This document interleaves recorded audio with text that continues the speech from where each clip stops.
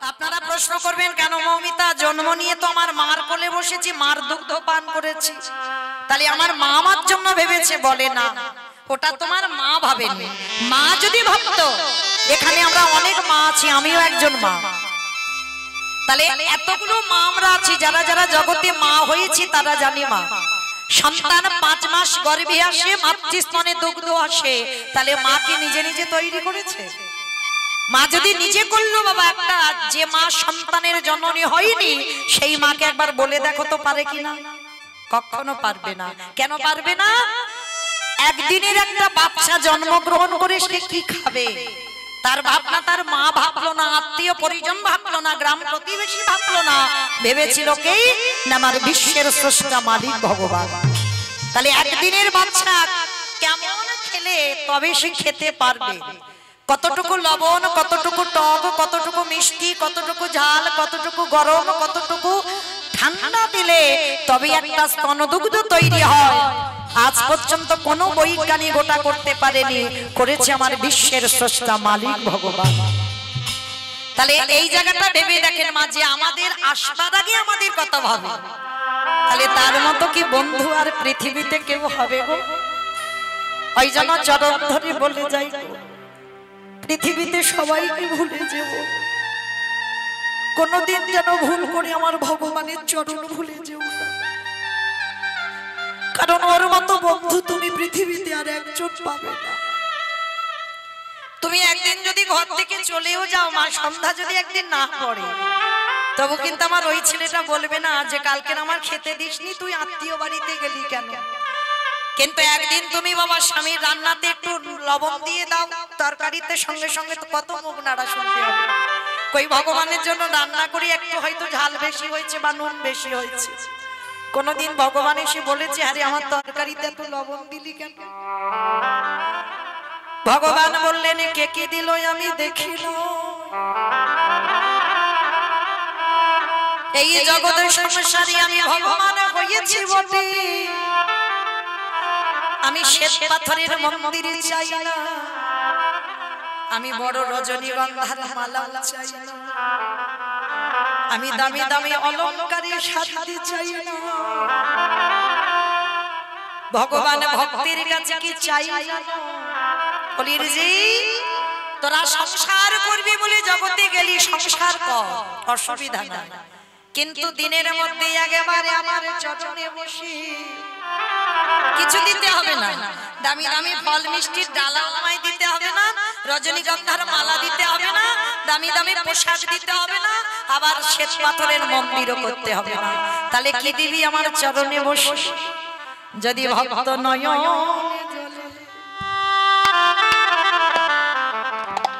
নয়ন জলে একেবারে ভাসিতে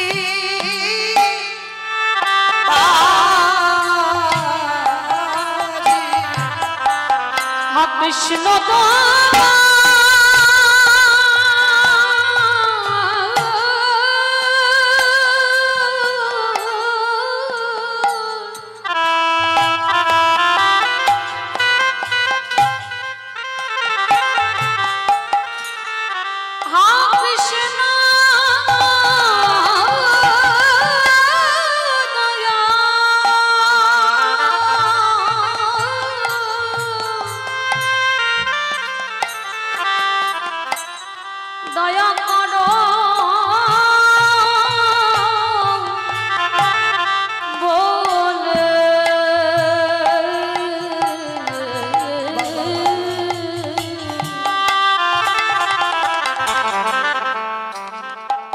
ভক্ত যদি নয়ন জলে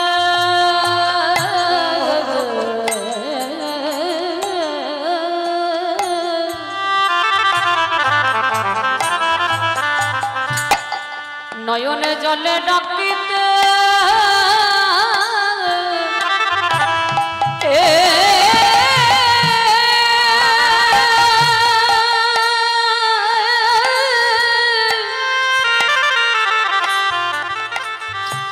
ডাকিতে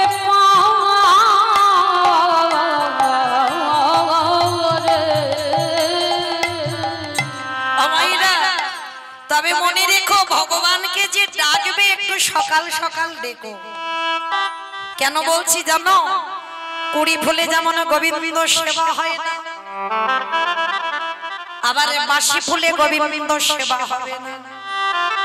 তাহলে সেবা দিতে গেলে আজকের ফোঁটা ফুলটা দিতে হবে। আমাইরা কুড়ি ফুলে সেবা হয়। কুড়ি ফুল মানে দেহতত্ত্বের দিকে দেখেন বাল্যকাল।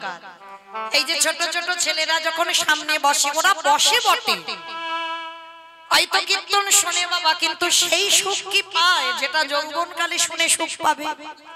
কারণ ছোট ছোট বাচ্চারা বাবা মা এসেছে, তার সঙ্গে সঙ্গে এসেছে কীর্তন শুনতে, কিন্তু প্রকৃত সুখ বা প্রকৃত আনন্দ পাচ্ছে না।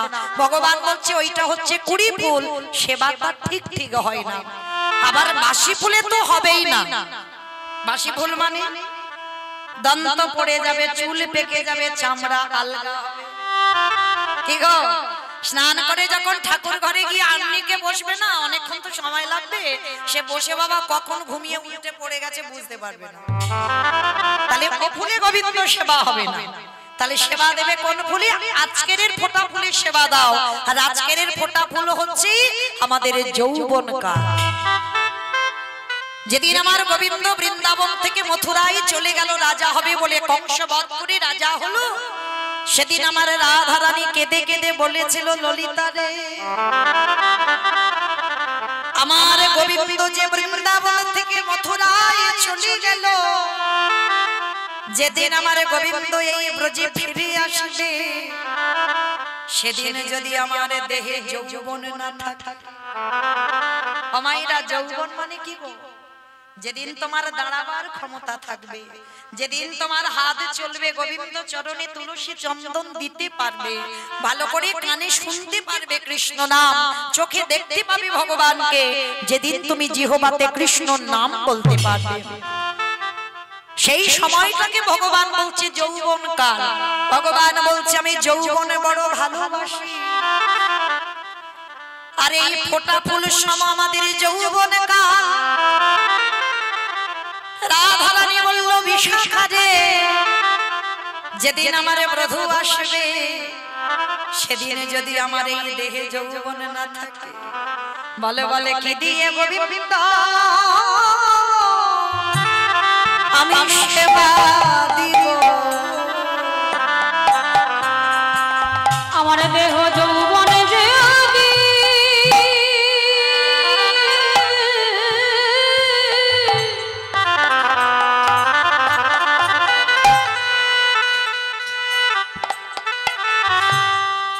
আমার দেহ যৌবনে যদি ফুরায়ে গেল, ললিতা ললিতা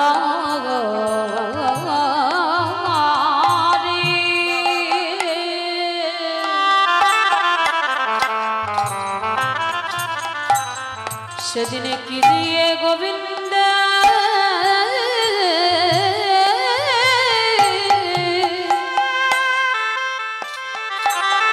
গোবিন্দের সেবা করিব। ওরে ললিতা রে, ওরে ললিতা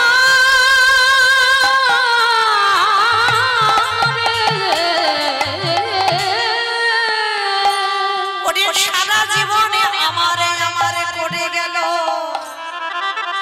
আমাইরা সকালে সূর্য ওঠে, আবার বিকালে বেলা সূর্য ডুবে যায়। কি গো, ওটা নিয়মের অনুসারে চলতে হয়। সকালে সূর্য ওঠে, আবার বিকালে ডুবে যায়। আমাদের আয়ু সূর্য ডুববো ডুববো ভাব। আমাদের জীবনে সবার একদিন সকাল হয়েছিল। কি গো, সকালবেলা দেখবেন সূর্যের কোনো তেজ থাকে না, গায়ে যখন সূর্যের আলো পড়ে বাবা যেন জ্বালা জ্বালা করে, কি সকালবেলা করে না। তাহলে আমাদের জীবনেও সকাল হয়েছিল, সেই সকালে গড়িয়ে এলো দুপুর বেলা। আর দুপুর বেলা যদি সূর্যের একবার তেজ তোমার গায়ে পড়ে, জ্বালা জ্বালা করে না? এই যৌবন কাল হলো আমাদের দুপুর বেলা। এই যৌবন কালে এই দেহের রক্ত গরম হয়ে যায়, কামনা বাসনায় জর্জরিত হয়ে যায়, সবাই সংসার রূপ সমুদ্রে হাবুডুবু খায়, কিন্তু সারা জীবন তো দুপুরবেলা থাকবে না। ওই দুপুর একদিন গড়িয়ে বিকাল হবে, পরবর্তী বেলা মানে সূর্য ডুবে যাচ্ছে, আর সূর্য যখন ডুবে যায় দেখবেন সূর্যের দিকে তাকিয়ে রংটা লাল হয়ে যায়, বড় মতো লাল হয়ে যায় না? দেহের দিকে তাকিয়ে দেখেন ভগবান একটু একটু করে রং লাগাচ্ছে, লাগাচ্ছে না? চুলগুলো একটা দুটো করে বাবা পাক ধরছে, মানে কালার করছে অল্প অল্প, মানে এখন বাবা প্রতিনিয়ত নয়, মাসে একবার করে কালার করলে হবে। আর যত তোমার পরবর্তী বেলা হবে সপ্তাহে কালার করলে তুমি ঢাকতে পারবে। কেন? এবার তো ডুববো ডুববো ভাব, এবার যেতে হবে ঘরে। তাহলে সূর্যদেব ডুবতে চাইলো, জগৎকে শিক্ষা দিলে ওরে কলিরি জ্ঞানন্দজি, এই মায়ারা মশারি খাটিয়ে ঐশ্বর্যের বিছানা তৈরি করে, টাকা পয়সার বালিশ মাথায় দিয়ে অমন করে ঘুমাসি না ভাই। আমাদের আয়ু সূর্য কখন ডুবে যাবে তা তো কেউ জানে না। তাই তোদের হাতে ধরে বলি, পায়ে ধরে বলি, সময় থাকতে থাকতে কৃষ্ণ ভজন করে নে ভাই। আমাদের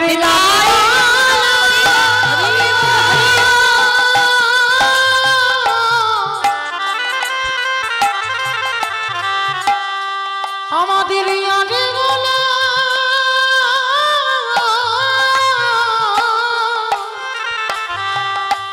বলা হয় বা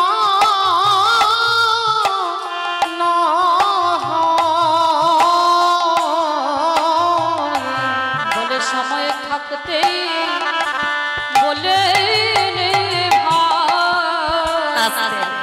তাহলে চলেন আজকে আমরা সবাই এই নিয়ম সেবার মাসে, ব্রতের মাসে, দামোদর ব্রতের মাসে সবাই যখন একত্রিত হয়েছে, বলা তো যায় না বাবা, পরীক্ষিত রাজার জীবনে গ্যারান্টি হয়ে গেছে কিন্তু 7 দিন নাই, কিন্তু আপনাদের আমাদের জীবনের কিন্তু গ্যারান্টি নেই। এই যে কালকে থাকবো, সকালে যে আলো দেখবো, এই গ্যারান্টিটা আমরা কেউ দিতে পারবো না।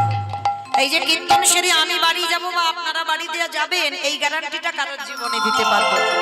তাহলে চলো যোগ যখন এসেছে, যাতে বিয়োগ না হয়, সবাই একত্রিত হয়ে একটুখানির জন্য যাই সিধাম নদিয়া নবদ্বীপ ধাম। কি মাইনা সবাই যাবেন তো? সবাই যদি চলে যায় কীর্তন গাইবো কাকে নিয়ে? বলে দিল হ্যাঁ যাও, কিন্তু কেউ যাব না। কেন জানো? এক্ষুনি যদি তোমরা বা আমরা কেউ যেতে চাই, তাহলে স্বামীর অনুমতি নিতে হবে, ছেলে বৌমার কাছ থেকে অর্ডার নিতে হবে, তারপরে ওদিক থেকে যদি পাস হয় তো তবে যেতে পারবে।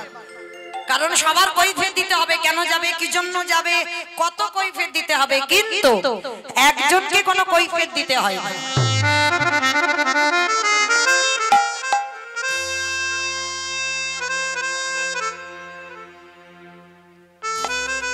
রাধে অশোক প্রামাণিক তিনি আমার রাধারানীর চরণে এই মালাটা দান করেছেন।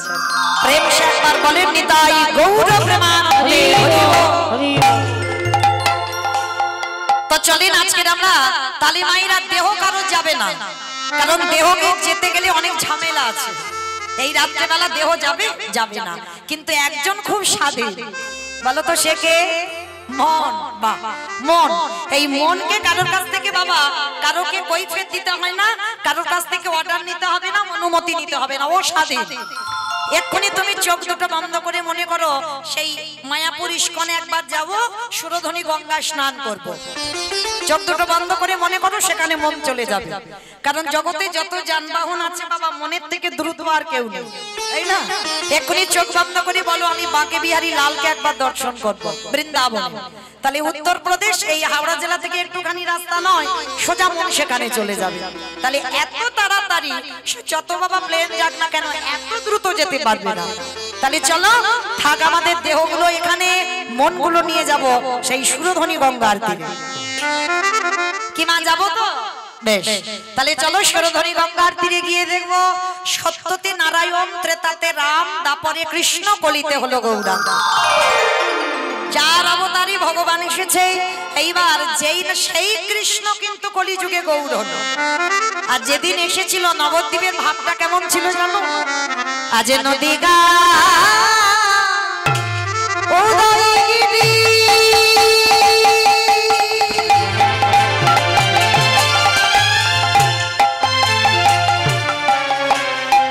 পূর্ণিমা চন্দ্র গগর হরি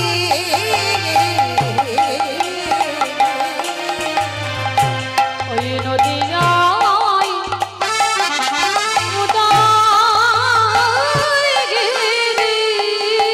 আস্তে আমি একটা কথা বলি, ঝগড়া করতে গেলে প্রথমে করে নেওয়া ভালো, আর মাঝ রাস্তায় যদি ঝগড়া করি তাহলে তো মারামারি হবে। তাহলে আগে বলে নি, এই কীর্তন শুনতে গেলে প্রভুর জন্য একটু কাজকর্ম করতে হয়, তবে আমার মতো নাচতে হবে না, গাইতে হবে না, কিছু বলতে হবে না। তিনটে ধ্বনি, শঙ্কর ধ্বনি, উলুর ধ্বনি, আর যাদের যাদের হাত এসেছে, সবার এসেছে তো, যাদের এসেছে কই একবার দেখাও। নিতাই গৌর প্রেমানন্দে হরি বল, হরি বল, হরি বল। বাহ, খুব ভালো, তার মানে সবার হাত এসেছে। কি মাইরা একটু উলুর ধ্বনি হবে তো, কই একবার করে দেখাও। মামা পিছন থেকে হচ্ছে না কেন? একটু দাও উলুর ধ্বনি সবাই, বিশেষ করে এই ব্রতের মাসে একটু প্রেম সে উলুর ধ্বনি। আজ নদী গা উদয়গিরি আমারে গোলারি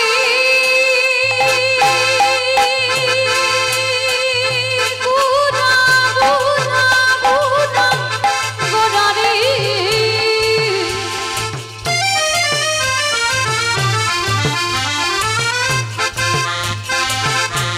গোরা গোরা গোরা গোলারি গোরা গোলারি।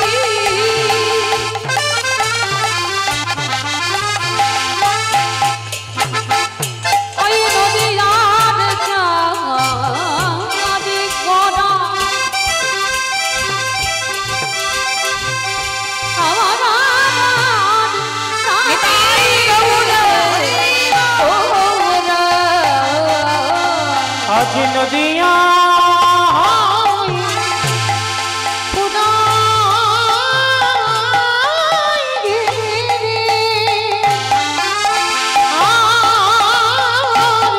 পূর্ণ চন্দ্র গৌরে হরি আজ কৃপা করে হইল উদার।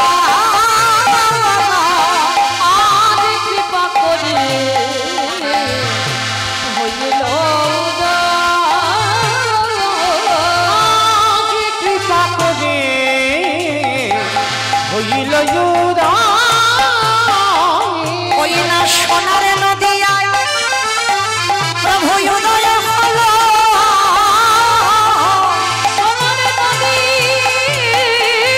আপনি গৌরদাই হলো। ওই না রাধি দয়া কথা বলে এই নদীয়াতে উদয় হলো। ওই কবির জীবী উদ্ধারিতে নদীয়াতে উদয় হলো। কবি কৃষ্ণ প্রেমে প্রচারিতে নদীয়াতে উদয় হলো। এই জগজীবী উদ্ধারিতে ওই নদীয়াতে উদয় হলো। লোকে হরি হরি হরি বলে নদীয়াতে গৌর হরি হরি হরি বলে নদীয়াতে উদয় হলো। নদীয়াতে উদয় হলো। কৃপা করে হইল আস্তে। উদয়। তাহলে নদিয়ার ভাগ্যাকাশী বৃন্দাবনের কৃষ্ণ কলিতে গৌরাঙ্গ হলো। মাইরা এবার একটু মন দিয়ে শুনবেন কেমন? এবার একটু আমি বলবো কেমন, মন প্রাণটা যেন একেবারে কীর্তনে থাকে, যেন সংসারে আর না যায়, যতক্ষণ হরিবাসরে থাকবো। তেই যে কৃষ্ণ গৌর হয়ে এলো, সাধারণ কোনো ভক্তের ডাকে আসেনি মা, একজনের ডাকে এসেছিল। সে কে? না শান্তিপুরের মাটিতে পুরো অদ্বৈত আচার্য গোসাই। কিন্তু এখানে প্রশ্ন আমাদের একটাই, পৃথিবীতে বাবা ভক্ত তো অভাব নেই, হাজার হাজার আছে, লাখ লাখ আছে, কোটি কোটি ভক্ত আছে, কিন্তু একজনের ডাকে কেন আজকের কৃষ্ণ গৌর হয়ে এলো? আবার যিনি আমার চৈতন্য মহাপ্রভুর থেকে 52 বছরের বড়, এক দুদিনের বড় নয় বাবা, 52 বছরের বড়। আর শুধু বড় নয়, আমার ভগবানকে আনবার জন্য 12 বছর মানে 1 যুগ তুলসী ভাসিয়েছিল। তাহলে তিনি কেমন ব্যক্তি ছিল, কতটা তার মধ্যে পাওয়ার ছিল বা কতটা ক্ষমতা ছিল, যার জন্য বাবা 12 বছর তুলসী ভাসিয়ে কৃষ্ণকে গৌর করে আনলো। ভক্ত তাকেই বলবে যে সমাজের জন্য কষ্ট পায়, এটাই হলো ধর্ম বাবা। তুমি সবার মঙ্গলের জন্য চিন্তা করো, সবার জন্য ভাবো। আমি কি করে ভালো থাকবো, আমি কি করে সুখে থাকবো, এটা ভক্তের লক্ষণ নয়। সবাই ভালো থাক জগতে, সবার ভাবনা যে ভাববে। আর ভক্তদের লক্ষণ তো এটাই, কারোর জীবনে যেন ক্ষতি না হয়। তা যে অদ্বৈত আচার্য সমাজের মঙ্গলের জন্য, জগতের মঙ্গলের জন্য 12 বছর তুলসী ভাসিয়েছে, প্রভু তুমি ব্রজ ছেড়ে এই নদিয়ায় আসো, কারণ জগৎ জীবকে উদ্ধার করতে হবে। তাহলে বাবা আজকের আমরা জানবো যে মানুষটার ডাকে কৃষ্ণ গৌর হলো, সে মানুষটার মধ্যে এতটাই ক্ষমতা ছিল, এতটাই পাওয়ার ছিল, জগতে কি ভক্তের অভাব ছিল? তাহলে ওই মানুষটার ডাকে আসলো কেন? তাহলে জানবো যার একটা নাম ছিল মৃত্যুঞ্জয়। এমনি এমনি তো ভগবান আসেনি গো, ওই ব্যক্তিটা তো মৃত্যুঞ্জয়। মাগো মৃত্যুঞ্জয় কোন ঠাকুরকে বলে? কালী ঠাকুর, কালী ঠাকুর। দেখো যে খিচুড়ি স্কুলে যায়নি নাকি কালী ঠাকুরকে মৃত্যুঞ্জয় বলে? হরি বল। শিব ঠাকুর পরম বৈষ্ণব, ত্রিলোকের বড় বৈষ্ণব, ভগবান আখ্যা দিয়েছে, কোনো মানুষ নয়, আমাদের মতো কোনো সাজা বৈষ্ণব নয়। ভগবান আখ্যা দিলেন ত্রিলোকের বড় বৈষ্ণব, আর সেই বৈষ্ণব যার একটা নাম হচ্ছে মৃত্যুঞ্জয়। কেন না মৃত্যুকে জয় করেছিল। এমন কি বাবা ভগবান কৃষ্ণ, ভাগবত বলছে ভগবান কৃষ্ণকে দেহত্যাগ করতে হলো জরাব্যাধির তীরে, সমস্ত দেবদেবীকে দেহত্যাগ করতে হলো, কিন্তু শুধু পরম বৈষ্ণব বাবা ভোলানাথ মৃত্যুকে জয় করেছিল। সত্য যুগে মরণ হয়নি, ত্রেতা যুগে মরণ হয়নি, দ্বাপর যুগেও মরণ হয়নি। আর সেই বাবা কলিকালের রূপটা পরিবর্তন করে নাভা দেবীর গর্ভে জন্ম নিল কমলাক্ষ। কিন্তু এই জায়গায় আমরা জানবো বাবা, সত্য ত্রেতা দ্বাপরেতে শিব হলো, কলিতে কেন ওই অদ্বৈত আচার্য হলো বা ছোটবেলায় কমলাক্ষ হলো? কেন শিব হলে কি অসুবিধা হতো? নিশ্চয়ই হতো না। অনেক অনেক ভক্তরা বলছে, বলে হ্যাঁ হতো, কারণ কলিযুগ তো। এই যে টাম দিয়ে কথা মানে কি? এই কলিযুগ তো মানে টাম দিচ্ছে মানে কি কলি নাকি ভালো নয়? কিমা আপনারা কি বিচার করে ভাবেন কলি ভালো নয়? কলির ছেলে মেয়েরা ভালো নয়, কলি কোনোদিন খারাপ নয়। ভগবান সত্যযুগকে ধন্য বলেনি, ত্রেতাকে ধন্য বলেনি, দ্বাপরকে ধন্য বলেনি, কিন্তু কলিযুগটাকে বলছে ধন্য কলিযুগ। কেন বললো? সত্যযুগে ভগবান দেখেন চক্র হাতে নিয়ে হিরণ্যাক্ষ হিরণ্যকশিপুরকে মেরেছে, যারা শাস্ত্র জ্ঞানী এখানে। আবার দেখেন রাম অবতারী রাবণ কুম্ভকর্ণকে মেরেছে। দ্বাপর যুগে তো বাবা অবন্তী আমার থেকে আপনারা বেশি জানেন। কংস, শিশুপাল, দন্তবক্র, কালিয়না, পুতনা, অকাসুর, বকাসুর, অরিষ্টাসুর, মানে শুধু মারামারি করলো। ওই বলতে পারবে ভগবান কলিযুগে কাউকে মেরেছে? বেটা মার খেয়েছে, মারেনি। কেন? এবি অস্ত্র না ধরিব, প্রাণে কারে না মারিব, প্রেম দিয়ে চিত্ত শুদ্ধি করিল সংহার। ভগবান বললেন কলির মানুষ এত ভালো, এদের জন্য আমার তীর ধনুক নিতে হবে না, এদের জন্য আমার চক্র ব্যবহার করতে হবে না, এদের জন্য আমার বাঁশিও নিতে হবে না। তাহলে এদের একটু নাম আর প্রেম দিলে কলির জীব উদ্ধার। তাহলে বুঝলাম কি বাবা কলি ভালো। তাহলে কলি যদি ভালো হলো, তাহলে শিব ঠাকুর কেন আসতে পারছে না কলিযুগে শিব রূপ ধরে? এই জায়গাটা শুনতে হবে। যতই আমরা শিব চতুর্দশী করি, আর যতই আমরা শ্রাবণ মাসে 1 মাস ব্রত করি, যতই বাবার মাথায় জল দাও, বাবা কলিযুগে শিব রূপটা ধরে আসে। কেন আসেনি? এই কেনর কথা জানতে গেলে একটুখানি যাব আমরা মহাভারত। কারণ ঘটনাটা তো ঘটলো বাবা মহাভারতে। এই মহাভারতে বাবা যুধিষ্ঠির মহারাজ করেছিল রাজস্বয় যজ্ঞ। এই রাজস্বয় যজ্ঞে ভগবান কৃষ্ণ সবাইকে দায়িত্ব দিয়েছিল, আর দায়িত্ব বুঝিয়ে দিয়ে যেই না কৃষ্ণ দাঁড়িয়েছে, যুধিষ্ঠির মহারাজ ডাকছে, কৃষ্ণ কৃষ্ণ, তুমি তো সবাইকে দায়িত্ব বুঝিয়ে দিচ্ছ, ও কৃষ্ণ তুমি নিজে কোনো দায়িত্ব পালন করবে না? ভগবান আমার মুচকি হেসে বলছে, দাদা আমি এই যজ্ঞে তো সবাইকে দায়িত্ব বুঝিয়ে দিয়েছি, আর আমার জন্য আলাদা করে দুটো দায়িত্ব রেখে দিয়েছি। সে কি, সবাইকে তুমি একটা করে কাজ, আর তুমি তোমার নিজের বেলা দুটো কাজ, কি কাজ করবে কৃষ্ণ? বলে, জানো দাদা, এই জগৎ সংসারে সর্বাগ্যে সবার আগে জগতে যত যত ভক্ত এই যজ্ঞে আসবে, সবার প্রথমে আমি নিজের হাতে তাদের চরণ যুগল ধৌত করে দেব। ছুটে উঠেছে, অসম্ভব কৃষ্ণ, তুই কি আর আমি কি এটা আমি ভালো করে জানি, আর তুই কি না যারা যারা আসবে, কে ছোট জাত কে নিচু জাত, জাতের বিচার করবি না, তুই সবার পা ধোয়াবি। ভগবান মুচকি হেসে বলে, দাদা আমার কোনোদিনই জাতের বিচার ছিল না, কোনোদিনই ছিল না, ওটা মানুষ করে, ওটা আমার পক্ষে নয়। ভগবান কোনোদিন নিচু জাত উঁচু জাত এটা বিচার করে না, ভগবান সবাইকে কোল দেয়। কোল যদি না দিত, আপনারা আমরা যারা মায়াপুরে যাই, ওটা তো মায়াপুর নয়, ওটা ছিল মিয়াপুর। আমাদের হিন্দু সমাজ আমরা মায়াপুর করেছি, কিন্তু গোটা সম্পত্তিটা ছিল বাবা মিয়া সাহেবের। মিয়া সাহেব কাকে বলে জানো? বিধর্মী মুসলমান মলয় চাঁদ কাজী। এই কাজীর নাম হচ্ছে মিয়া সাহেব। এই মলয় চাঁদ কাজী বাবা প্রথম থেকে এই হরিনামে বিদ্বেষী ছিল, মানে হরিনাম পছন্দ করতো না।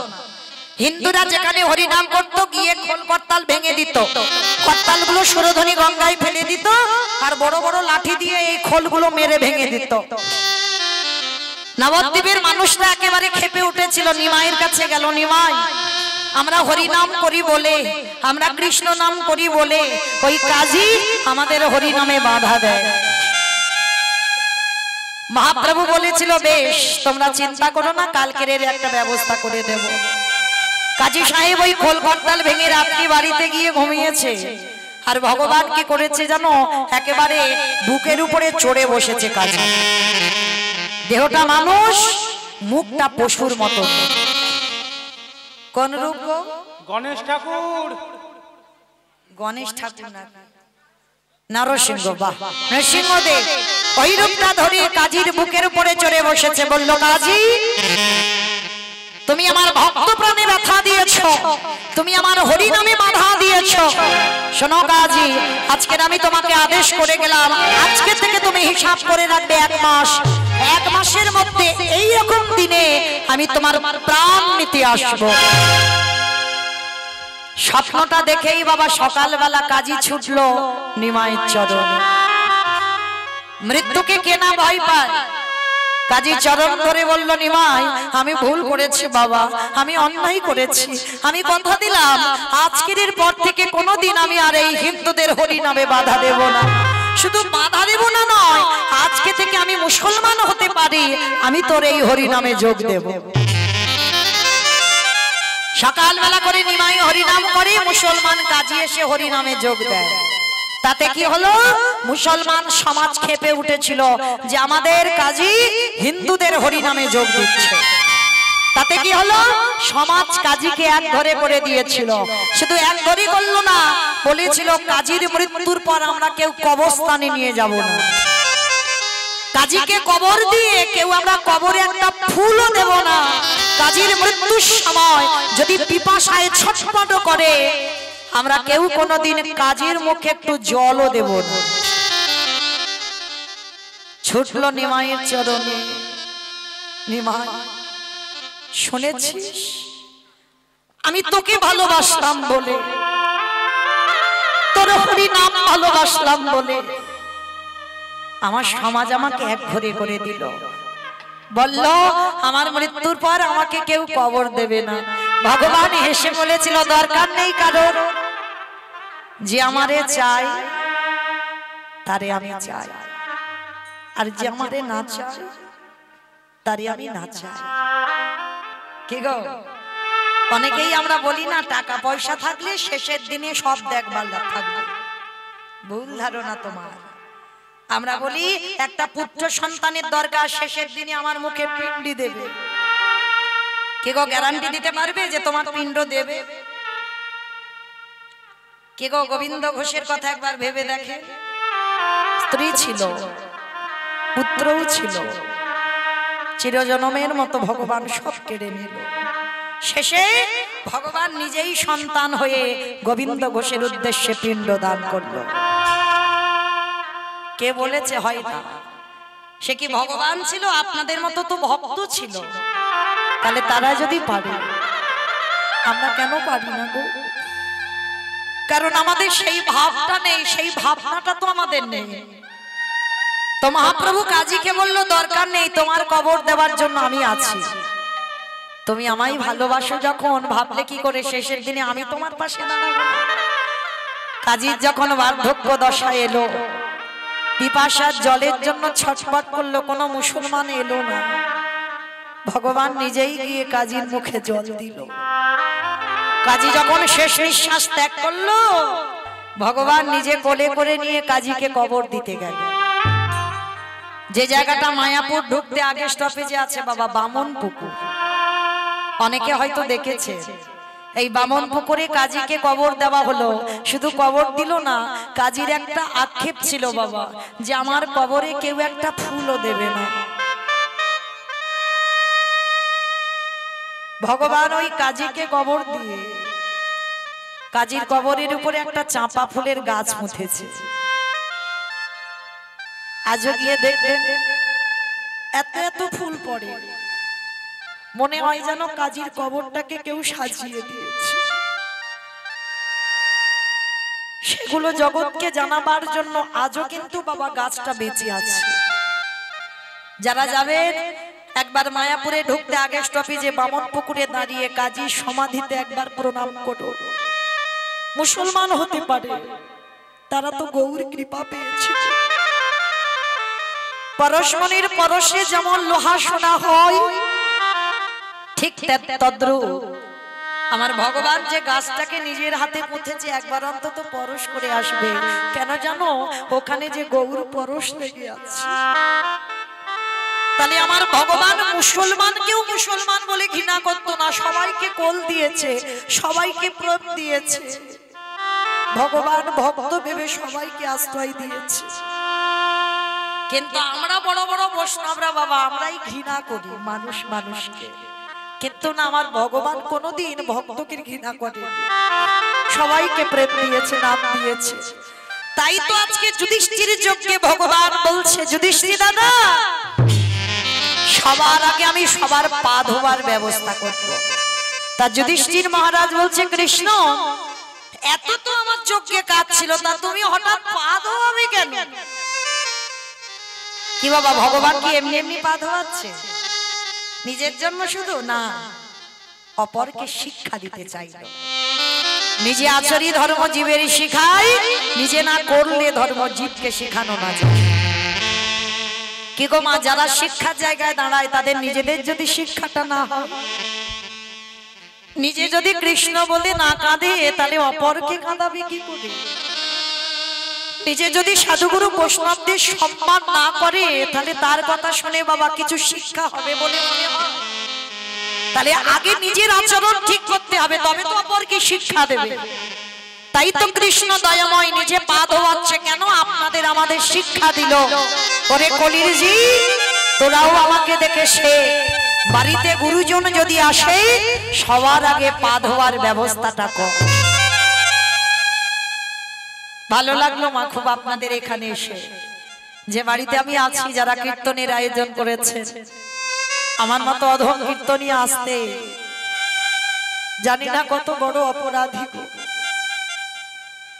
তবু রাধারানীর চরণে জানাবো, আমার মতো অধম কীর্তনিয়া চরণ যুগল ধৌত করে দিয়ে তবে বাড়িতে ঢুকিয়েছি।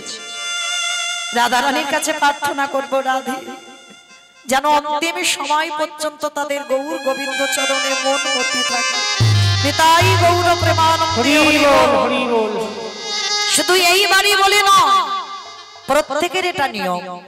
বাড়িতে সাধুগুরু বৈষ্ণব ভক্ত এলে সবার আগে মা নিজের হাতে চরণ যুগল ধৌত করাও।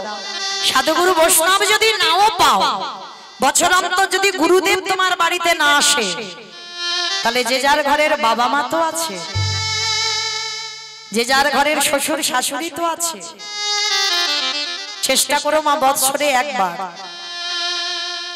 অনেকে কথাটা শুনে বাবা একটু হাসে, কিন্তু আমি হাসির কথা বলিনি গো, এটা তো আমার কথাই নয়। ভগবান কৃষ্ণ সুদামাকে বলে রেখেছে, সুদামা সবার আগে বড় গুরু তো যে যার ঘরের বাবা মা, তারপরে গুরু হলো শিক্ষা গুরু, দীক্ষা গুরু, তারপরে গুরু হলাম আমি ভগবান।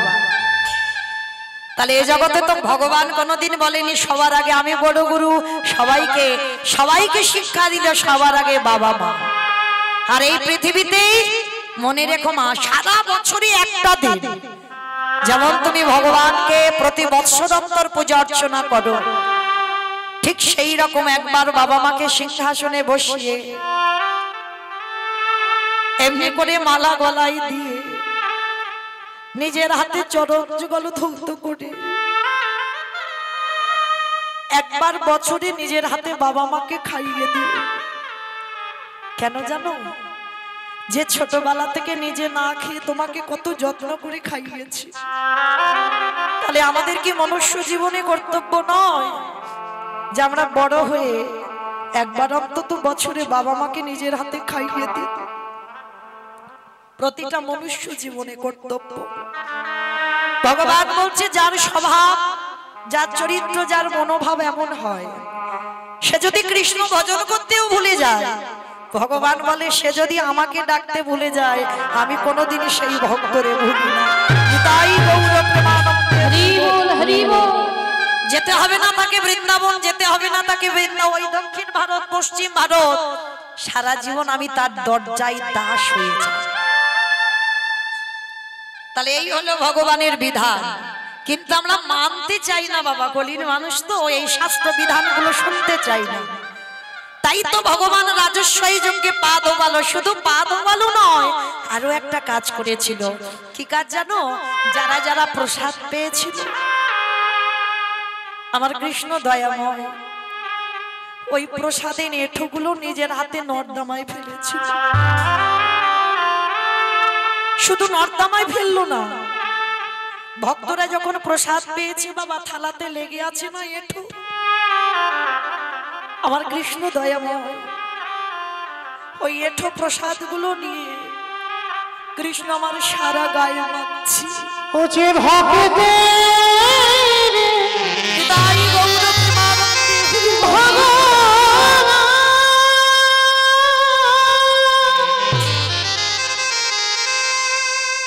ওছে ভক্ত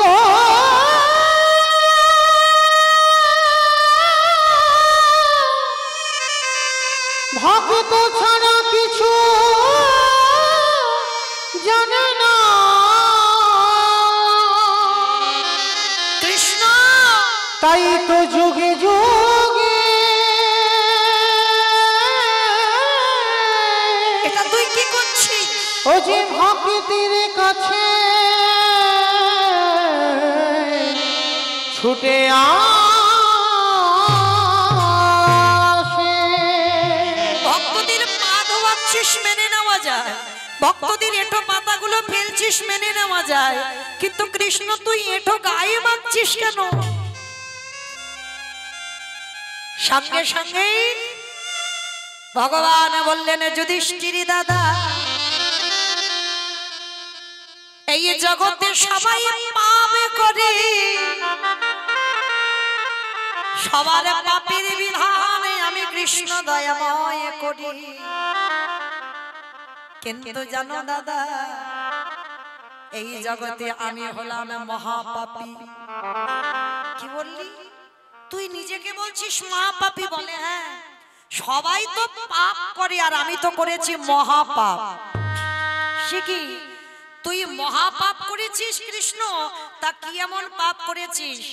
বলে শোনো দাদা, আমি যে অপরাধ করেছিলাম ওই অপরাধটা করেছিলাম ত্রেতা যুগে রঘুপতি রামচন্দ্রের অবতারে। রাম অবতারে পাপ করেছিলিস? বলে হ্যাঁ। বলে জানো দাদা, আমি নিজের হাতে একটা মণিপুত্রকে হত্যা করেছিলাম। মণিপুত্র সে কে? বলে বিশ্বের সবার মনির ছেলে, যার নাম ছিল রাবণ রাজা। ওমা কৃষ্ণ, তুই এটা কি বলছিস? রাবণ রাজাকে মারলে পাপ হয় জীবনে? হ্যাঁ, আর তুই বলছিস সেই রাম অবতারে রাবণকে মেরে পাপ হয়েছে? চুপ কর। বলে দাদা, এই জায়গায় তো সব গন্ডগোল। সবাই বলে রাবণ নাকি ভালো লোক নয়। কি গো মাইরা, রাবণ ভালো লোক না খারাপ লোক গো? ভালো লোক। হাই ভগবান, মায়েদের মাথার গন্ডগোল হয়েছে, রাবণ নাকি ভালো লোক। এখন যে ভগবানের বউ চুরি করে নিয়ে যায় সে কোনোদিন ভালো লোক হয়? কি গো, যে ভগবানের বউ চুরি, যে রাবণের একটা দুটো বউ নয় 10,000 বউ রইল, তবু কিন্তু ভগবানের বউয়ের দিকে নজরটা পড়লো কেন? তাহলে নিশ্চয়ই তার চরিত্র খারাপ ছিল, ওই জন্য তো নজরটা পড়লো। বলে না, সব নজর সমাজে এক করে দেখলে হবে না, তাই না? কেউ যদি মনে করে নারী ভোগের সম্পদ, তার কাছে ভোগের সম্পদ হয়। আর কেউ যদি মনে করে বাবা নারী হলো সাধনার, নারী হলো আরাধনা, নারী ভজনের। নারী কিন্তু বাবা শুধু ভোগের নয়, নারী ভজনের। ভজনের যদি না হতো তাহলে একটু লক্ষ্য করে দেখেন, ওই বিল্লমঙ্গল চিন্তামণির চরণ ভজন করে কি গো একজন পতিতা নারী বারবনিতা, সেই পতিতা নারীর চরণ ভজন করে বিল্লমঙ্গলে পেয়ে গেল গোবিন্দ চরণ। পাইনি? দেখেন রামী রজকিনীর চরণ ভজন করলো চণ্ডী ঠাকুর। কি গো একটা নারীর চরণ ভজন করে, এই চণ্ডী ঠাকুর তো কালী সাধক ছিল, রামীর চরণ ভজন করে গোবিন্দ চরণ পেয়ে গেল। আমার বিল্লমঙ্গলে যেমন চিন্তামণিকে পেল, আমার চণ্ডী ঠাকুরের রানীকে ভজন করে ভগবানের চরণে পেল। জয়দেব গোস্বামী মা পদ্মাবতীর চরণ সেবা করে রাধা মাধবের কৃপা পেল। তাহলে কেউ যদি মনে করে নারী শুধু ভোগের আর ওরা সংসার করবে আর কিছু না, কিন্তু নারী ভজনের, নারী সাধনা। যদি বলো কেন বললাম, যেদিন অসুরীদের অত্যাচারে দেবতারা স্বর্গ ছাড়ে, সেদিন ওই নারী দশভুজা ধরিবা যদি 10 রাতে অসুরী নিধন না করত, তাহলে দেবতারা যেত কোথায়? কি গো, দেবতাদের তেজ দিয়ে নারী সৃষ্টি করতে হয়েছিল, পুরুষ নয়। আর যতই পুরুষ বলুক না কেন, নারী আছে বলে তো তবে তো বাবা পুরুষ শক্তিমান। আর নারী যদি বামে নারীকে ভজন করো, তোমার ভজন সাধন সঠিক হবে না। নারী তোমার প্রয়োজন, তাহলে নারী ভজনের, নারী আরাধনা। কিন্তু এই মন্দোদরী মা, রাবণ রাজার 5 রানীর মধ্যে বড় রানী মন্দোদরী মা বসে বসে কাঁদছে কেন? কারণ সতী নারী তো পঞ্চসতীর মধ্যে একটা সতী মন্দোদরী। হ্যাঁ গো স্বামী, শেষে তুমি অন্য কারো দেখতে পেলে না, সমাজে একেবারে ভগবানের বউকে দেখতে হলো। আর তোমার এতগুলো বউ থাকা সত্ত্বেও ভগবানের বউ তুমি আনলে কেন? কথা বলতে বলতে বাবা রাবণ একবার আমার সীতামাকে মা বলে ফেলেছে। আর যেই না মা বলেছে, মন্দোদরীর সঙ্গে সঙ্গে ধরেছে, দাঁড়াও দাঁড়াও দাঁড়াও। কি বললে তুমি? সীতামা মা? বলি আরে পাগলি, সীতামা তোমার মা। হ্যাঁ গো, সীতামা যদি তোমার মাই হলো, তাহলে চেরিরা ওই রকম সীতামাকে মারছে কেন? বলে মন্দোদরী, একবারও ভেবে দেখেছো আমার এত বউ থাকা সত্ত্বেও, আমার এত ঘর থাকা সত্ত্বেও আমি সোনার রাবণ, সোনার লঙ্কার রাজা, তাহলে আমার এত ঘর ছিল, কিন্তু সীতামাকে চুরি করে রেখেছি কোথায়? এখানেই তো উত্তর বেরিয়ে গেল। দেখো, যেখানে শোকের ছায়া লাগে না, সেইখানে সীতামাকে বন্দী করিল। আর চেরির দ্বারা কেন মার খাওয়াচ্ছি জানো? শোনো, তোমায় একটা কথা বলি। ওই সীতা মা হলো আমার ভব পারাপারের তরণী। তরণী মানে কি মা? বাহ, নৌকা। আচ্ছা ধরো নৌকাটা একজন চালাচ্ছে, এই যে মাঝি চালায় নদীর ঘাটে নৌকাটা রেখে কোথাও খেতে গেছে বা ঘুরতে গেছে বা বিশ্রাম করতে গেছে। আচ্ছা বাবা, হঠাৎ যদি কেউ একজন এসে নৌকাটায় বেশ করে মারে, মানে ভাঙচুর করতে, মানে ইচ্ছা হচ্ছে যেন নৌকাটা ভেঙে দেবে, আর যদি একবার বাবা মাঝির কানে চলে যায়, মাঝি ছুটে দেখতে আসবে না তার নৌকা থেকে মারে দেখি? তার নারী জাতি মন্দোদরী কিছু বুঝতে পারেনি, এত কঠিন কঠিন কথা। হরি বল, একটু সরে যাও দাদা, একটু সরে যাও। এত কঠিন কঠিন কথা বুঝতে পারছে না মন্দোদরী, তা মন্দোদরীকে খুলে বলছে, মন্দোদরী তুমি বুঝতে পারছো না, শোনো, সীতা মা যদি নৌকা আর ওই নৌকাটা চালাই কে বলো? মাঝিটাকে আমার রঘুপতি রামচন্দ্র। তাহলে মাঝিটা তো তীরে নৌকাটা রেখে গেছে, আর হঠাৎ বাবা ওই চেরিটাকে এক একটা পাথর, ওই পাথরে যখন নৌকায় মারছে, ওই নৌকা যখন ছটফট করে হারামা হারামা বলে কাঁদে, আরে কি আমার মাঝি থাকতে পারবে? কি গো, 7 সমুদ্র 13 নদী পার করে ছুটে আসবে না? আমার বুঝতে পেরেছো? আচ্ছা আরেকটু পরিষ্কার করে বোঝাই। আচ্ছা তোমরা সিনেমা টিনেমা দেখো? সিনেমা দেখো? আচ্ছা সিনেমা বাদ দাও, সিরিয়াল দেখো? ওটা দেখে। আচ্ছা শুধু কি সিরিয়ালে বাবা নায়ক নায়িকা থাকলে ভালো লাগবে? একটা ভিলেন চাই। বেশ, এই ভিলেন না হলে কিন্তু সিনেমা বলো আর সিরিয়াল বলো জমজমাট হয় না, একটু মারামারি হবে, কাটাকাটি করে করা হবে, তবে তো ভালো লাগবে। তো আজকে এই লক্ষ্য করে দেখেন বাবা, সিনেমা যারা আমরা দেখি বা সিরিয়াল দেখি, যখন নায়ককে জব্দ করা যায় না, তখন বাবা ভিলেন কি করে? হ্যাঁ, নায়িকাকে নিয়ে যায়। আর নায়িকাকে যদি একবার নিয়ে যাওয়া হয়, তাহলে আর নায়কের কাছে যেতে লাগবে? 10 তলা বিল্ডিং থেকে নায়ক ঝাঁপিয়ে নায়িকার কাছে যাবে না? যাবে কি না? যেটা আমরা পার্থিব জগতে দেখতে পাচ্ছি, জড় জগতে দেখতে পাচ্ছি, নায়িকাকে চুরি করলে নায়ক ছুটে আসবে, তোমাকে যেতে হবে না কষ্ট করে। তাহলে তত্ত্বের দিকে তাকিয়ে দেখেন, সীতা মা যদি নায়িকা হয়, রামচন্দ্র যদি নায়ক হয়, আর রাবণ যদি ভিলেন হয়, কিছুতে তো রামকে জব্দ করতে পারছে না, এইবারে নায়িকা রূপী সীতা মাকে চুরি করেছে। ওই সীতা মাকে যত আঘাত করে, ব্যথা দেয়, বেদনা দেয়, যন্ত্রণা দেয়, জ্বালা দেয়, আর ওই নায়িকা রূপী সীতা মা বসে বসে রাম রাম বলে কাঁদে। এইবারে যখন নায়ক রূপী রামচন্দ্রের কানে আওয়াজ গেল, আরে কি থাকতে পারবে আমার নায়ক রূপী রামচন্দ্র, ছুটে আসবে সোনার লঙ্কা। মন্দোদরী, যেদিন আমার প্রভু আসবে, সেদিন যদি আমার রাজ্যে খরা দেখা দেয়। ওমা, খরা মানে বোঝো তো? মানে খরা মানে নাকি প্রচুর বৃষ্টি, মানে খিচুড়ি স্কুলেও যাইনি। খরা মানে খাল বিল নদী নালার জল বহুদিন বহু বছর বৃষ্টি নেই, মানে সব শুকিয়ে গেছে, জল পাওয়া খুব মুশকিল। তা রাবণ বলছে, মন্দোদরী, যদি আমার রাজ্যে খরা দেখা দেয়, আর সেই সময়ও যদি আমার রাম আসে, বলো বলো কি দিয়ে চরণ তুমি ধোবাইবে? আমার প্রভু দিদি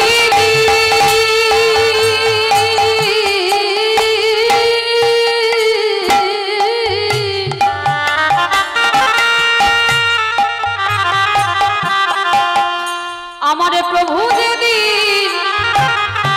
এই লঙ্কা আসবে।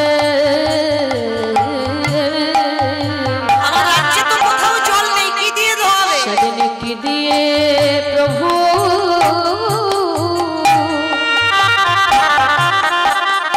চরণে ধোবাইবে।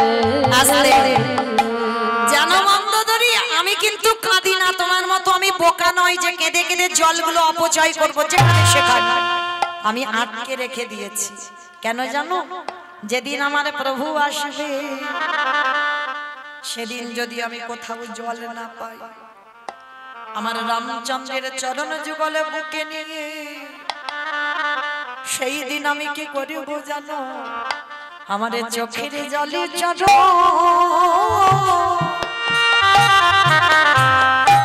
চরণ ধোয়াইব।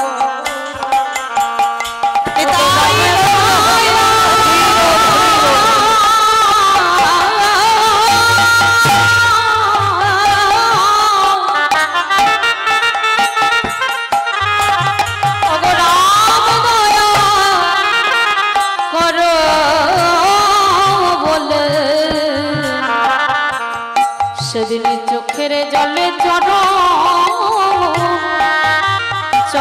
ধোয়াইব। তাহলে ভাইরা লক্ষ্য করে দেখেন, সেই রাবণকে মারলো, রাবণকে মেরে আমার রামচন্দ্রের সর্বশরীরটা পাপী হলো। সকাল বোধন দুর্গা পূজা করেই তো রাবণ নিধন হলো। আজকের সেই রাবণকে মেরে রামচন্দ্র পাপ করলো, মাথা থেকে পা পর্যন্ত রামচন্দ্রের পাপী হয়ে গেল। সেই পাপটা ত্রেতা যুগে ধোবে সুযোগ পাইনি, সুযোগটা পেল কবে? কৃষ্ণ অবতারে যুধিষ্ঠির রাজস্বই যোগে। কি মাইরা যেখান থেকে গিয়েছিলাম আমার সেখানে ফিরলাম, মনে পড়ছে তো? বেশ, চলো আবার এখান থেকে যাই। ভগবান কৃষ্ণ বলছে যুধিষ্ঠির দাদাকে, দাদা আমি রাবণকে মেরে যে পাপটা করেছি সেই পাপটা খণ্ডন করব তোমার যজ্ঞে।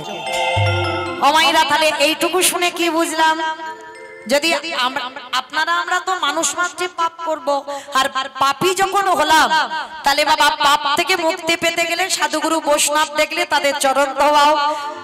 তাও যদি না পারো বৈষ্ণবদের উচ্ছিষ্ট পাতা একটু পরিষ্কার করো, তাও যদি না পারো বৈষ্ণবদের এঁঠো নিয়ে একটু গায়ে মেখে নাও, আর নিলেই কোটি কোটি জন্মের অপরাধ থেকে আপনারা আমরা মুক্ত। তাই এবার ভগবান কৃষ্ণ যজ্ঞে দাঁড়িয়েছে, যজ্ঞে দাঁড়িয়েছে, আর যেই না দরজায় দাঁড়িয়ে সবাই আসছে একে একে, আর প্রত্যেকের পা ধোয়ায় কৃষ্ণ যজ্ঞের ভিতরে ঢোকায়। এমন সময় অগ্নিদেব, পবনদেব, বরুণদেব, ইন্দ্র, ইন্দ্রাণী, ব্রহ্মা, সাবিত্রী, শিব, দুর্গা সব পরপর লাইন দিয়ে আছে। এমন সময় ভগবান কৃষ্ণ ডাক দিয়েছে, যেই না আমার জগৎ জননী মা বাবা ভোলানাথকে ডাকছে, প্রাণনাথ বাবা শিবকে ডাকছে, ও প্রাণনাথ আর দেরি নয়, নাও এবার কৃষ্ণ পা ধোয়াবে, চলো পা দুটো একটু ধুইয়ে নি। বাবা খিলখিল করে হেসে উঠেছে, পার্বতী তোমার মাথা খারাপ? কৃষ্ণ পা ধোয়াবে আর আমাদের মতো পাপীর পা দুটো বাড়িয়ে দেব? শোনো, তোমার যদি এত ধোয়াবার ইচ্ছা হয় তো তুমি লাইনে দাঁড়াও, কিন্তু আমার পা তোমার কৃষ্ণ ধোয়াতে পারবে না। এই কথা বলে মা দুর্গাকে লাইনে রেখে বাবা বেলাইনে চলে গেছে, আর আড়ালে গিয়ে মনে মনে চিন্তা করছে কৃষ্ণের চোখে কি করে ধুলো দেব, কি করে ধুলো দেব। হ্যাঁ হয়েছে, বাবা কি করেছে জানো? পিছনে আড়ালে গিয়ে দুম করে একটা কুকুর হয়ে গেছে। কারণ জগতে যত পশু পাখি আছে বাবা, কুকুর হচ্ছে সব থেকে প্রভু ভক্ত, ওর মতো প্রভু ভক্ত আর কেউ হবে না। তার পিছনে আড়ালে গিয়ে বাবা কুকুর হয়েছে, আর কুকুর হয়ে মনে মনে চিন্তা করছে এইবার কৃষ্ণের চোখে ধুলো দিয়ে যেতে হবে, আর ভগবান তো নিচু হয়ে পা ধোয়াচ্ছে। আর এই জায়গায় আমার বৈষ্ণব ঠাকুরের একটু বোঝার ভুল হলো, কৃষ্ণের চোখ তো চারদিকে ঘুরে ঘুরে বেড়াচ্ছে। কি মাইরা, এই যে আমি দাঁড়িয়ে আছি মোটামুটি দেখতে সবাইকে পাচ্ছি, কিন্তু সব কি দেখা যায়? পিছনে যারা বসে আছে কীর্তন শুনছে কি শুনছে না, কি গল্প করছে কি বসে বসে, আমি তো কিছু বুঝতে পারছি না। তবে আমার চোখে ধুলো দেওয়া যায়, কিন্তু যে ছেলেটা বাঁশি হাতে, অত সোজা নয়, সেই ইন্দ্রের থেকে বেশি চোখ চারদিকে ভগবানের ঘুরে ঘুরে বেড়াচ্ছে। কে কি করছে দেখতে হবে, খাতা কলমে হিসাব করে সময় মতো ঘরে দিতে হবে। তাই এবার কি করেছে ভগবান? হেড হয়ে পা ধোয়াচ্ছে, আর ওদিকে কুকুর রূপ ধরে বাবা ভোলানাথ পিছন থেকে আসছে, আর এসে কৃষ্ণ যেই নিচু হয়েছে পায়ের মাঝখান দিয়ে কুকুর রূপী ভোলানাথ সবে মাথাটাকে, আর যেই না দিয়েছে ভগবান চালাকি করে হাতু দুটো নিয়ে কুকুরের কানের কাছে চেপে, এইবার দেখ কেমন লাগে। এইবার যত চেপে ধরে কুকুর কি করবে, কেউ কেউ বারবার বলছে কৃষ্ণ ছেড়ে দে, কৃষ্ণ ছেড়ে দে, কৃষ্ণ ছেড়ে দে। বলে ছাড়বো বলে ধরি নাই। হে বৈষ্ণব হে বৈষ্ণব, হে বৈষ্ণব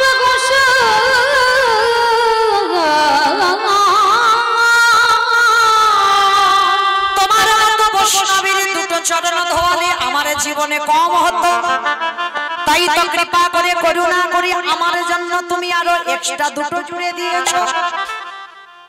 বাবা বুঝতে পেরেছো? শিব শিব ঠাকুরের দুটো পা আর কুকুরের কটা? পাঁচটা। কুকুরের 5টা পা, ডায়মন্ড হারবারে 5টা। পিছনে ওইটা তো লেজ, কুকুরও দেখেন। তাহলে মায়েরা কুকুরের 4টে পা, শিব ঠাকুরের 2টো পা। ভগবান বললে হে বৈষ্ণব তোমার মতো বৈষ্ণবের 2টো পা ধোয়ালে আমার জীবনে কম হতো, ওই জন্য তো তুমি আমার জন্য আরো এক্সট্রা 2টো জুড়ে 4টে করেছো। এইবারে দাও দাও চাচা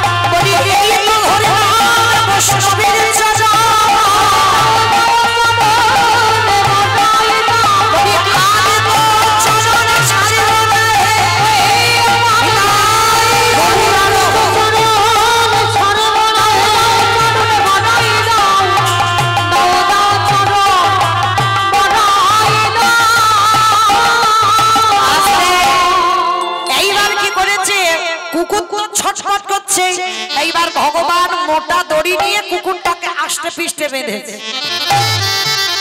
বাঁধলে আসতে বাঁধলে কি হবে বাবা? কুকুরের 4টে পা তো শুধু ছটফট করছে। ভগবান বলে এবার পায়ের ব্যবস্থা করতে হবে। মোটা দড়ি নিয়ে কুকুরের 4টে পা বেঁধে দিয়েছে। এবার যেই পা বেঁধে দিল শুধু নয়নে জলে গড়াগড়ি যায়। আরে বলে কৃষ্ণ ওরে কৃষ্ণ রে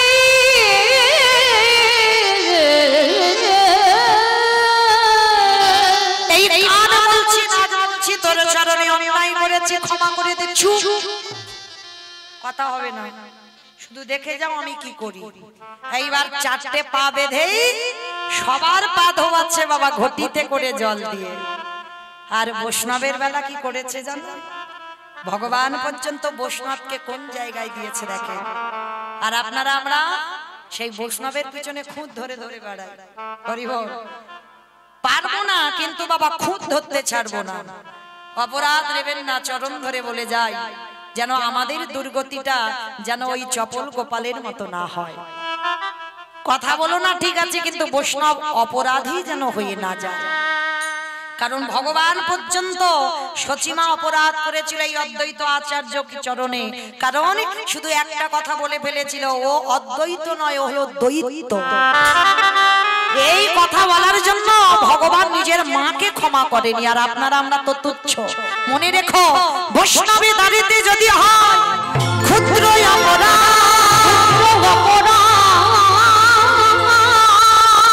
মহা মহা ভজনে করে যায়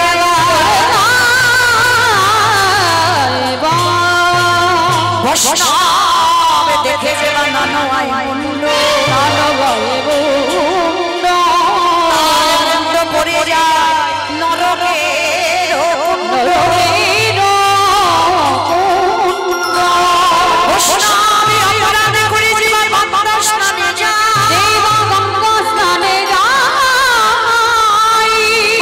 পাবনে গঙ্গা তারে দেখে দূরে সরে যায়।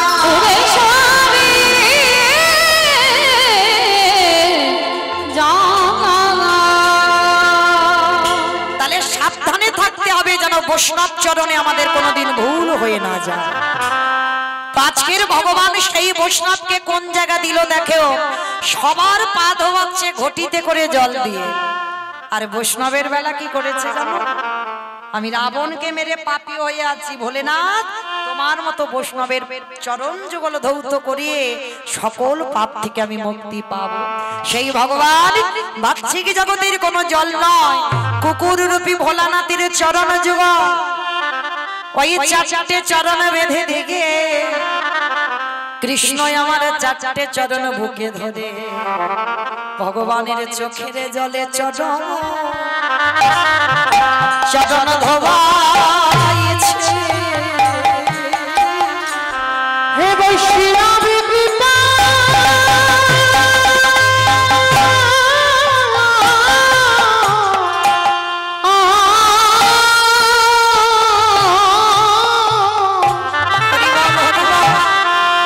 হে বৈষ্ণব কৃপা কারো বলে চোখের জলে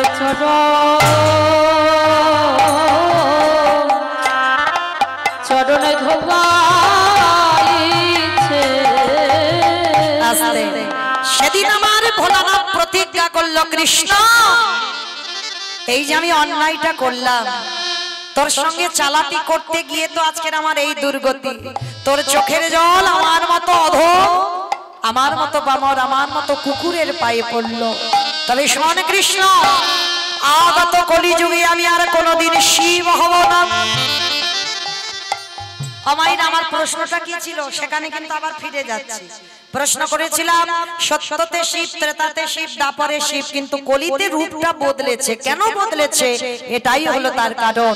কৃষ্ণ রে আগত কলিকালে আমি হব অদ্বৈত আচার্য, অদ্বৈত আচার্য। আরে তুই হবি আমার কৃষ্ণ নয়, তুই হবি আমার নদীয়ার নিমাইছা। আমি 12 বৎসর তুলসী ভাসিয়ে তোকে আহ্বান করব।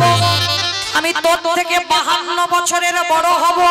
আর শোন, আমি যখন তুলসী ভাসিয়ে তোকে ওই ব্রজ ছেড়ে নদীয়ায় নামাবো, আর আমার ডাকে যেদিন নদীয়ায় আসবে, যেদিন আমি শান্তিপুর থেকে তোর সঙ্গে দেখা করতে যাব, যেদিন তুই আর আমি দুজনে মুখোমুখি হব, আজ যেমন রাজস্বাই যজ্ঞে তোর চোখের জ্বালা কুকুরের চরণে পড়ল, এই কুকুরই যেমন তোর কাছে ঋণী হয়ে গেল। আমি কথা দিলাম কৃষ্ণ, যেদিন তোর সাথে আমার প্রথম সাক্ষাৎ হবে, পরে আমি সেই দিন আমি তোর চরণ যুগল আমি ধৌত করে দেব। আজকে সেই প্রতিজ্ঞাটা আজকের পালন হলো। আজকের কলিকালে সেই 52 বছরের বুড়ো যিনি ডেকে আজকের আমার কৃষ্ণকে গৌর করে আনলো। আর এনে কি বললো জানো? কেহ বলে পুরাবেতে রাবণ দিলা, কেহ বলে পুরাবেতে। আমা উলু কই? মাঠে মাঠে দাও উলুধ্বনি দাও একটু। কেহ বলে পুরাবেতে রাবণ দিলা, কেহ বলে পুরাবেতে আমার গোলামি।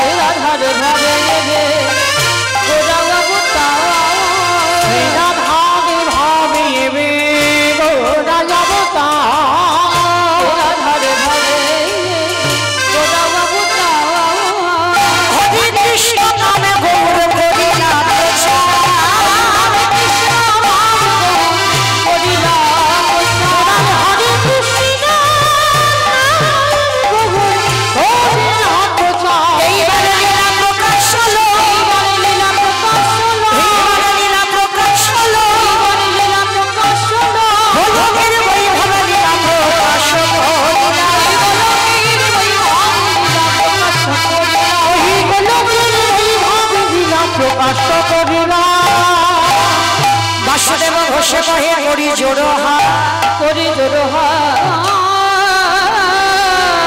পড়ছে গো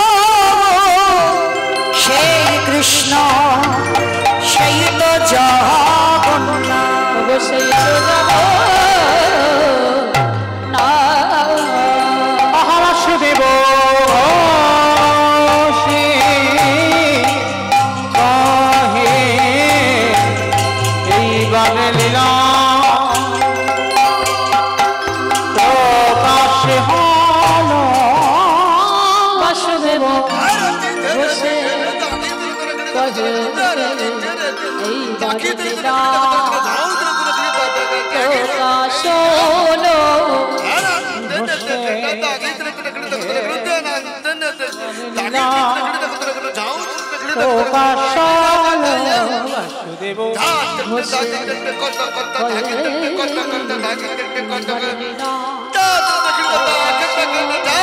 বাসুদেব করে এইবার লীলা প্রকাশ হলো বাসুদেব ঘোষে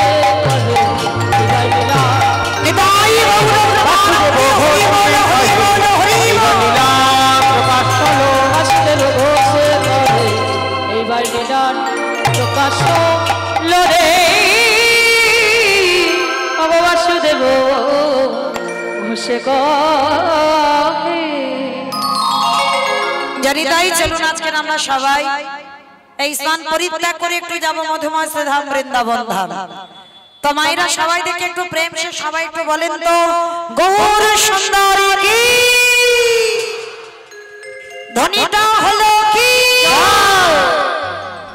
এটাও জয় বললাম ধ্বনিটা হলো কি এটা নাকি জয় এটা জয় নয় একটু প্রেম সে ধ্বনি দিতে হবে এত জোরে দাও কত দূর শোনা যাবে বাগনান শোনা যাবে বাগনান নাকি বলে গাদিয়াড়া 58 গেট ওমা যাবে ওগুলো যাবে শোনা যাবে যাবে মানে মানে স্পিড আছে বিশ্বাস আছে যাবে আচ্ছা যাদের আওয়াজ যাবে কই একবার দেখি যারা যারা আমার ভগবানকে ভালোবাসে একবার হাত দুটো তোলো তো দেখি একবার সবাই পিছন থেকে আমার দাদা ভাই বাবা ঠাকুর ভাইরা যারা যারা আছে যারা দাঁড়িয়ে আছে চরণ ধরে নিবেদন সবাই একসঙ্গে দেখি একবার প্রত্যেকে বলবেন কেমন ও ওই জায়গাটা একটু ধসে গেল এই ধসার ওটা ভালো নয় সম্পূর্ণ কেমন একসঙ্গে বলবেন গৌর সুন্দরী কি নবদ্বীপে ধাম কি সচিরি নন্দন কি বিষ্ণু প্রিয়া কি নিতাই চাঁদ কি ভক্ত বৃন্দ কি হরিবাস ধাম কি সাধু গুরু বৈষ্ণব কি গ্রামবাসী বৃন্দ কি নায়ক বাবু কি নিতাই গৌর ব্রহ্মানন্দে হইব। চলো সবাই আমরা যাব একটা ভজন শুনতে শুনতে বৃন্দাবন কি না একটা ভজন হবে তো চলো দেখি একটা ভজন গাইতে গাইতে যাওয়া হোক তবে আমি আর আমার সম্প্রদায় না সবাই যাবো কয়েকটু উলুধ্বনি দাও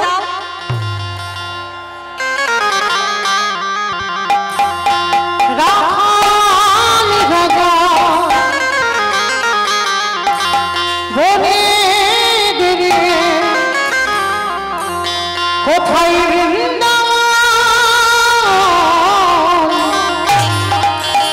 শ্যামী কুণ্ড রাধা কুণ্ড গিরিগা